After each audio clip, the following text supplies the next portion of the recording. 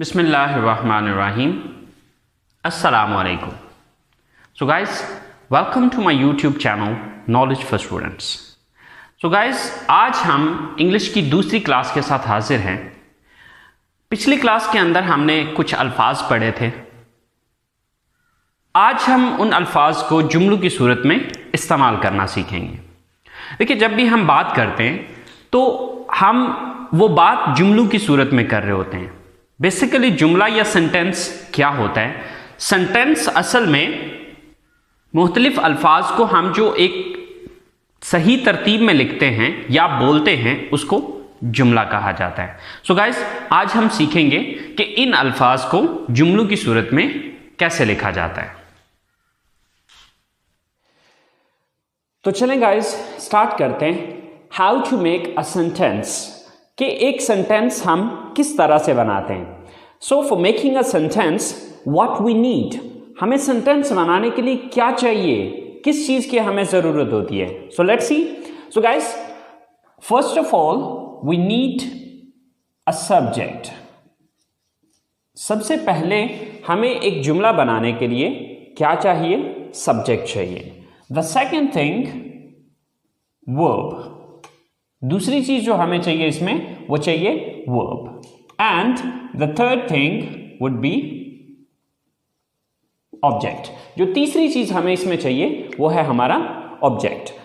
अब बात यह है कि हमें ये चीज समझने की जरूरत है कि ये सब्जेक्ट क्या है, वर्ब क्या है एंड ऑब्जेक्ट क्या है. ओके, बेसिकली ये हमारे जुमले की तरतीब है कि जो हमने अल्फाज को अरेंज करना है, जो अल्फाज को हमें एक तरतीब में लिखना है वो हम इस तरतीब में लिखेंगे. सबसे पहले हम सब्जेक्ट लिखेंगे, उसके बाद वर्ब लिखेंगे और उसके बाद ऑब्जेक्ट लिखेंगे.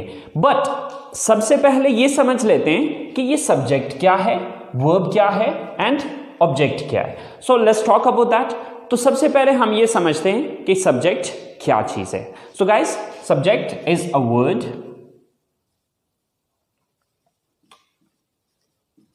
or a phrase which shows who or what does the action in a sentence. A word, एक लफ्ज और अ फ्रेज या फिर एक फ्रेज विच शोज, जो कि जाहिर करता है हु, कौन, और व्हाट या फिर क्या, डज द एक्शन, काम करता है इन अ सेंटेंस, जुमले में.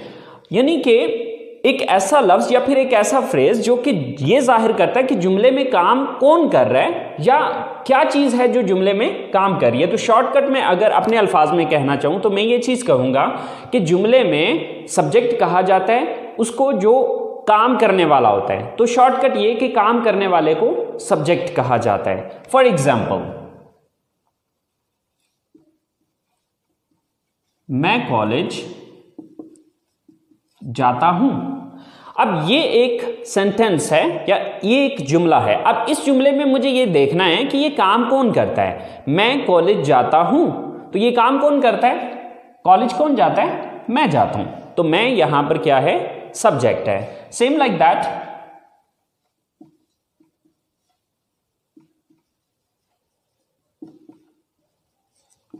हम क्रिकेट खेलते हैं.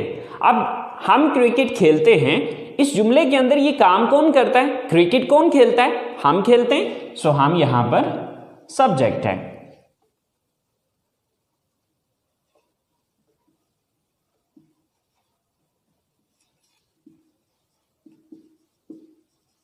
गाय घास खाती है.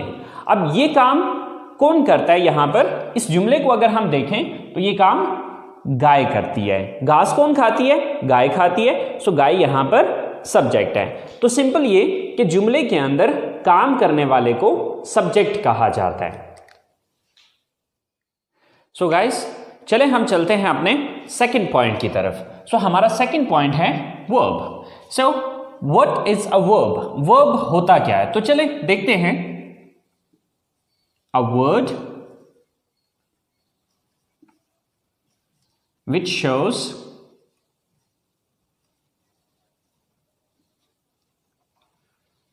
द एक्शन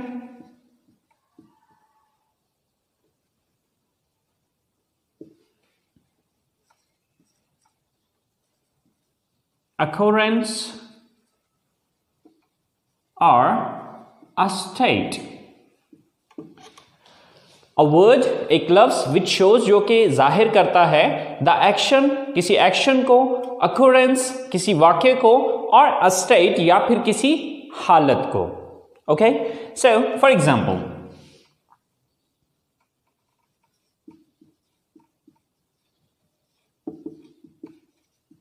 मैं कॉलेज जाता हूं. सो यहां पर काम करने वाला कौन है? मैं हूं. तो मैं हो गया सब्जेक्ट. लेकिन अब देखना यह है कि मैं करता क्या हूं. सो जाता हूं, ये यहां पर हमारा वर्ब है. सेम लाइक दैट,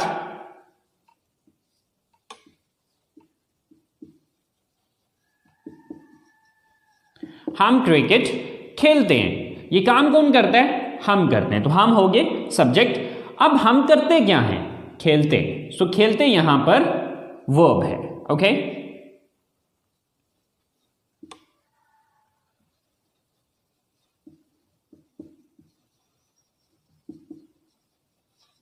आप इंग्लिश सीखते हैं. ये काम कौन करता है?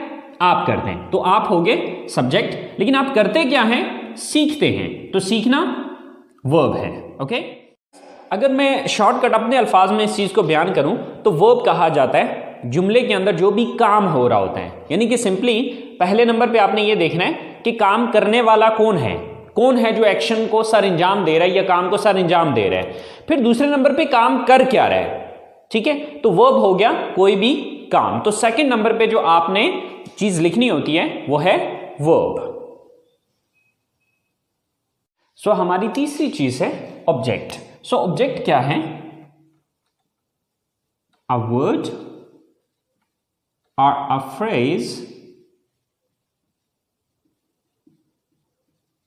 which is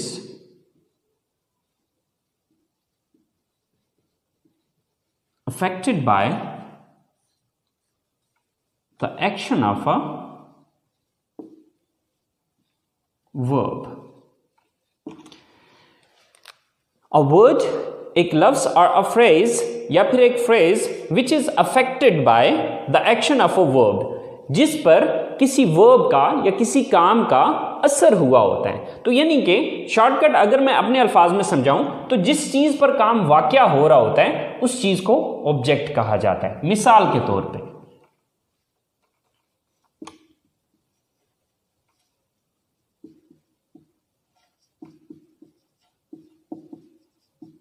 मैं इंग्लिश पढ़ाता हूं. अब ये एक जुमला है. अब मैं यहां पर सब्जेक्ट है क्योंकि मैं ये काम करता हूं. मैं काम क्या करता हूं? पढ़ाता हूं. तो ये काम हो गया. लेकिन पढ़ाता क्या चीज हूं? ये पढ़ाने का अमल किस चीज पे हो रहा है? इंग्लिश पे. तो इंग्लिश यहां पर ऑब्जेक्ट है. Okay, so same like that,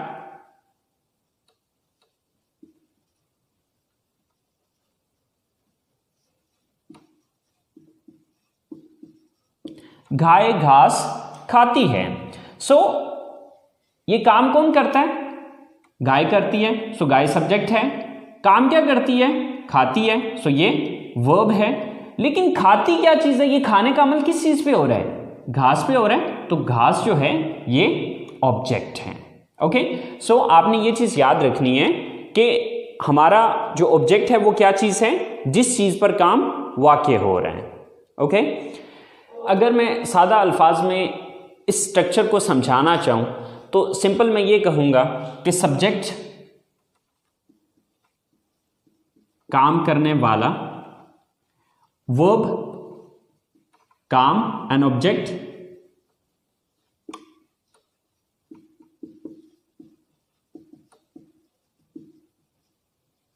जिस चीज पर काम हो रहा हो.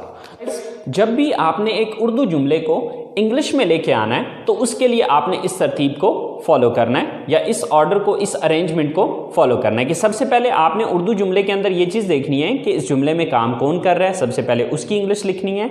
दूसरे नंबर पे फिर ये देखना है कि ये बंदा या ये चीज़ काम क्या करती है, उसकी इंग्लिश लिखनी है. और उसके बाद फिर तीसरी चीज़ आ जाएगी कि ये चीज नोटिस करनी है कि किस चीज पर वो काम करता है। ओके, इस तरतीब को फॉलो करते हुए आप हजारों के हिसाब से जुमले खुद से बना सकते हैं अगर आपको उन अल्फाज की इंग्लिश आती हो।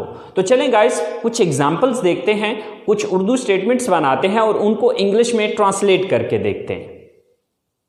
तो सो गाइस शुरू करते हैं। ये हमने कुछ 4-5 स्टेटमेंट्स लिखी हैं। अब इन स्टेटमेंट्स को हम इंग्लिश में ट्रांसलेट करके देखते हैं। सो गाइस हमने फॉलो करना है इस स्ट्रक्चर को। ओके, तो अब देखिए कि सबसे पहले हमें क्या लिखना है। अब इस जुमले को हम इंग्लिश में ट्रांसलेट करना चाह रहे हैं, तो सबसे पहले हम ये चीज़ देखेंगे कि इसमें सब्जेक्ट कौन है। सब्जेक्ट किसको कहते हैं? काम करने वाले को। मैं किताब पढ़ता हूं, तो अब इसमें सबसे पहले मैं ये नोटिस करूंगा कि ये काम कौन करता है इस जुमले में। तो ये किताब कौन पढ़ता है? तो किताब कौन पढ़ता है? मैं पढ़ता हूं। तो मैं की इंग्लिश सबसे पहले लिखी जाएगी। तो मैं की इंग्लिश क्या है? आई। ओके, इसके बाद सब्जेक्ट मैंने लिख दिया। इसके बाद दूसरी चीज आ जाएगी वर्ब। वर्ब किसको कहा जाता है? काम को कहा जाता है। तो अब देखना यह है कि मैं काम क्या करता हूं। तो मैं पढ़ता हूं। मैं किताब पढ़ता हूं, तो मैं काम कौन सा करता हूं? पढ़ता हूं। तो अब दूसरे नंबर पे जो मुझे इंग्लिश लिखनी होगी वो पढ़ना की इंग्लिश है। तो पढ़ना की इंग्लिश क्या है? रीड। I read. दो चीजें होगी। अब तीसरी चीज कि पढ़ता क्या हूं, ये पढ़ने का अमल किस चीज पे हो रहा है। अब देखिए इसकी इंग्लिश में लिख चुका हूं, इसकी इंग्लिश भी हो चुकी है। तो ये पढ़ने का अमल किस चीज को पढ़ा जा रहा है? किताब को पढ़ा जा रहा है। तो किताब की इंग्लिश तीसरे नंबर पे आ जाएगी। तो किताब की इंग्लिश होती है बुक। तो आपकी यही स्टेटमेंट जो आप उर्दू में ये कह रहे हैं कि मैं किताब पढ़ता हूं, इंग्लिश में ये होगा I read book. Okay, same like that the next statement is हम खाना पकाते हैं। तो अब सबसे पहले हम इसमें ये देखेंगे कि काम करने वाला कौन है, ये काम कौन करता है। तो ये काम करता है हम की इंग्लिश क्या होती है? वी। ओके, सेकंड नंबर पे आ गया काम। कि अब हमें ये देखना है कि ये काम हम करते क्या हैं, क्या काम करते हैं। इस जुमले के अंदर हम काम क्या करते हैं? पकाते हैं। तो पकाना की इंग्लिश क्या होती है? कुक। We cook. ओके, पकाते क्या चीज है? ये काम किस चीज पे हो रहा है? तीसरी चीज है ऑब्जेक्ट। ठीक है, तो पकाते किस चीज को है? खाने को। We cook the food. Okay, so your statement is complete. हम खाना पकाते हैं। In English we cook the food. हम खाना पकाते हैं। Same like that we move to third statement. और थर्ड स्टेटमेंट इज आप इंग्लिश बोलते हैं। सो सबसे पहले ये देखना है कि ये काम कौन करता है। सबसे पहले सब्जेक्ट देखना है, काम करने वाला कौन है? आप है। आपकी इंग्लिश क्या है? यू। ओके, काम क्या करते हैं? बोलते हैं। Sir speak. थर्ड थिंग कि बोलते क्या है? English. Sir English. So your complete statement is you speak English. वो कपड़े खरीदती हैं, मतलब वो काम कौन करता है? वो, यानी कि वो ज्यादा है, वो लेडीज हैं, वो लड़कियां हैं। सो वो जमा की इंग्लिश क्या होती है? they। फिर काम क्या करती हैं? वो खरीदती हैं, buy।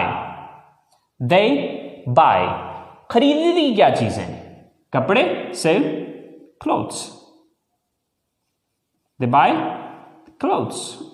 वो कपड़े खरीदती हैं। Same like that the last statement is Asim और आमिर क्रिकेट खेलते हैं। सो काम कौन करता है? आसिम एंड आमिर। आसिम एंड आमिर, ये दोनों काम करते हैं। सो सबसे पहले हमने सब्जेक्ट लिखा, देन काम क्या करते हैं? खेलते हैं, प्ले। क्या चीज खेलते हैं? Cricket. So, Asim and Aamir play cricket. Asim और आमिर क्रिकेट खेलते हैं। सो गाइस, आपने मेन आपकी ये स्ट्रक्चर है। If you understand this thing, this is really really important. ये बहुत इंपॉर्टेंट चीज है। अगर आप इस चीज को अंडरस्टैंड कर लेते हैं तो हजारों के हिसाब से जुमले आप खुद से बना सकते हैं। It's not difficult, it's very simple, very easy. Okay, if you understand this thing, this is the main point. ये हमारा मेन पॉइंट है।